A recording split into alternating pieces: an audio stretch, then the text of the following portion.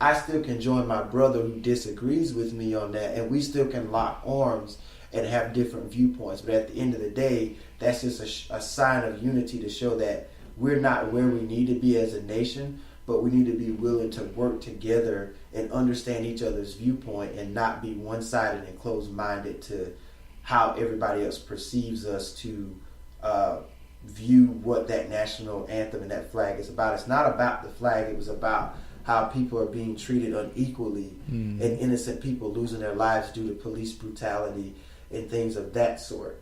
And one thing I want to hit on Trump before I give it back to you, he's so gung-ho about, oh, you don't disrespect our flag, you don't disrespect our flag. Yeah, but weren't you the same president who actually, your father saved you from going to the draft to fight for our country back during the day when you had the military draft where you were drafted to the military, where you had to enlist to be drafted if need be. And he was on that list, and his father, due to his wealth, was able to keep Trump from being able to be caught up in that. So for a person who's so noble about standing for the flag and the freedom and everything that's supposed to stand for, you were drafted and your father saved you from that.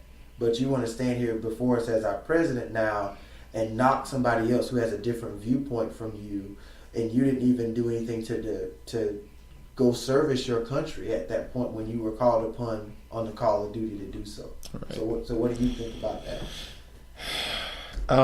For one, because I know a lot of people use the flag or kneeling as a flag or say that we're disrespecting the veterans, the people who fought and died for our country. And besides the fact that, for one, that's a total misinterpretation of what this whole protest is about, I really just see a lot of hypocrisy about this in general, because we really choose to select what we celebrate and whom we celebrate.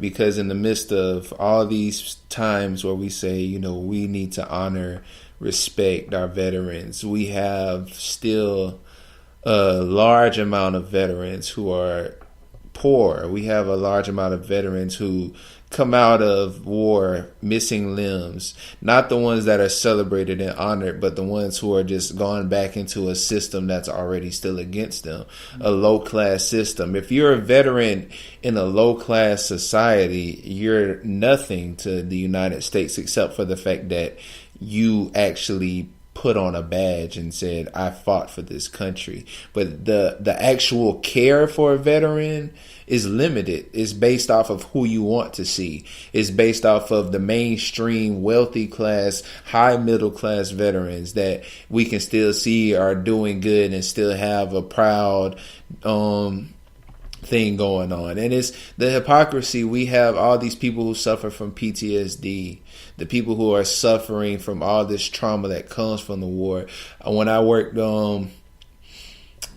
at a cable company, just a contract company for a cable provider, one of my main supervisors, he was somebody who went to the Army at 24. He said he watched his friend die, and now he's just trying to make a living. He's taking all these pills because he doesn't know how to cope with it. Like he confided in me to tell me that.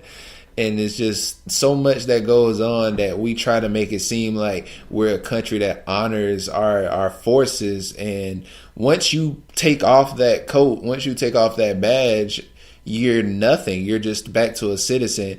And I mean, as much as I don't want to force that issue, it's exactly what it is. If you're a black military person, especially in a low class society, you're definitely still going to be undercarded. You're still going to be blackballed, as we use that phrase about with Colin Kaepernick. And so for them to say that by us kneeling, let's use Colin Kaepernick specifically. For them to say him kneeling was a disrespect to the flag, and these people, these NFL players, are overpaid sissies. but the fact that Colin Kaepernick is using his money, even though he has no job. So now the money he's using is what he's saved, what he's accumulated, nothing else, or from whatever support he may be getting. He's using that money to invest in the situations that he felt that he was fighting for. It's not that he's just open mouth talking about something, which is what all these people are doing, who are saying that we support veterans, but will walk by a homeless veteran on the side of the road. Nobody goes and takes in veterans. We don't see, at least in our community, we don't see a veteran shelter, because even if veterans aren't just in major cities in America. Veterans are right here in these low common cities and towns and stuff where nobody's coming to aid for these people who are suffering. So it's hypocritical for the people who are pro this kind of retaliation that Trump is doing for a protest that is the most peaceful protest that we've seen in recent years, maybe since Martin Luther King.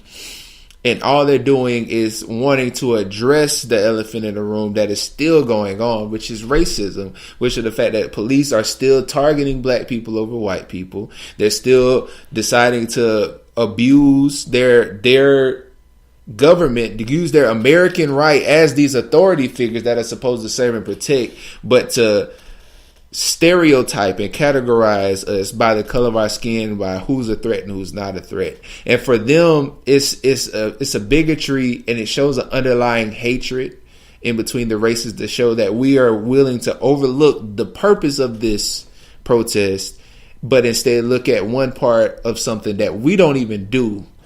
So I agree, man. I agree with everything you said there. And to go back to the Kaepernick thing, basically, he was the one who pretty much started this whole kneeling thing. And then as we saw it progress over time, other players started to do the same thing. And I think they're just looking at it as it's just something to do. Yeah. It's not. People personally feel that way.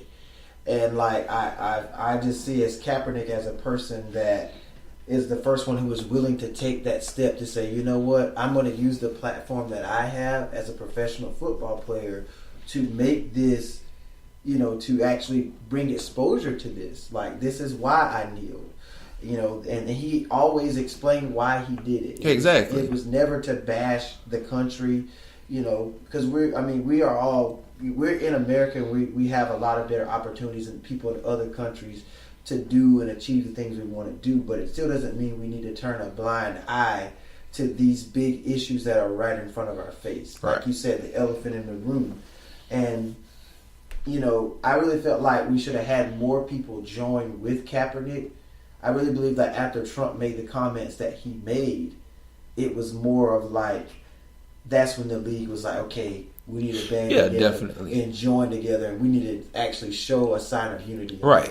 Yeah, I'm sorry, I don't want to cut you off, but I definitely noticed that it's like we did it to combat what Trump did. Was it a genuine thing? Exactly. That's what this protest has become. And this protest now is not about the real nucleus of the issue, which is police brutality. It's just that Trump is talking trash about the NFL, and now the owners are going to defend their cash cows, and they're going to jump in, because none of these owners were present when Colin Kaepernick was doing it, when it was a real issue. It was a thriving issue at that time. People were still actively dying while Kaepernick was protesting, and nobody was there to assist him. No one wanted to talk about it either. Exactly. And then you look at it now. Now that they're stepping out and showing, coming out and kneeling or locking arms or doing both, that while Kaepernick was doing it, it's easy to support him now. Support him by still allowing him to play football. Exactly. That was his passion. But just because he has a different viewpoint of something doesn't mean he should be discriminated against and feel like, well, we don't want that distraction. It's not a distraction. It's on your TV every day when you turn it on. Yeah, you're on the mainstream and you may feel like I'm away from real life stuff, but this is still going on.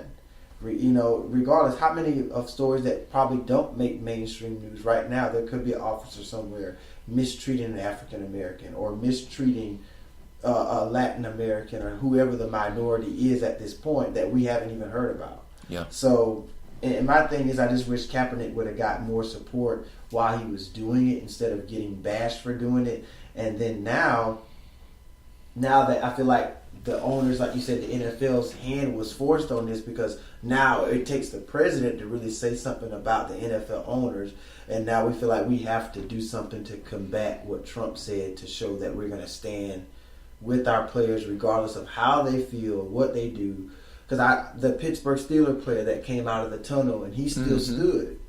You know, I don't think his teammates will give him a hard time for that because that's just his view. And even then he apologized for doing it. Not because of how he felt where he stand, but he didn't want to show division in his team. Mm-hmm. He apologized wholeheartedly for just saying that he felt like he disrespected his team. Mm-hmm. And that's what he know, that he has a family in that. And even then, on the opposite spectrum, Ben Roethlisberger apologized for staying in the locker room. He made a statement saying that, you know, he doesn't believe that people should protest during the anthem, but he did it. He liked the idea to say that in spite of you seeing our team divided, or some of us kneeling, some of us standing, some of us locking arms, you won't see all of us. So you at least won't see the division in our team. True. Because we want to still appear united.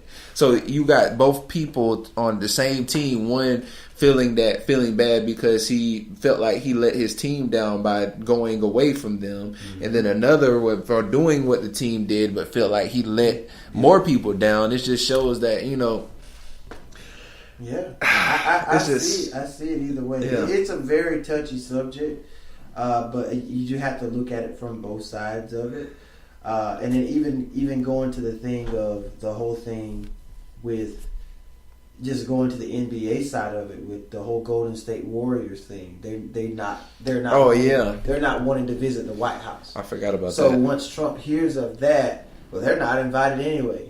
Yeah, like, Steph Curry specifically. Steph Curry specifically is uninvited. Like, how can you uninvite somebody who didn't want to go? I didn't want to go there to begin with. So how are you uninviting me to something?